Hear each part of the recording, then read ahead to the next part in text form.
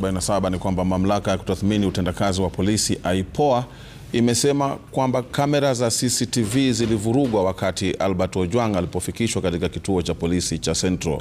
Maseneta wametaka idara ya polisi kueleza ni kina nani waliohitilafiana na kamera hizo na iwapo kuna kamera za ziada ambazo zilinasa matukio hayo. The CCTV systems located at OCS office had been interfered with. Number 2, that the post-mortem conducted on 10th June 2025 revealed the cause of death as head injury due to blunt force trauma, neck compression, and multiple subcutaneous bruises all over the body. This, Honorable Speaker, the autopsy report and our preliminary investigation rule out the theory of suicide.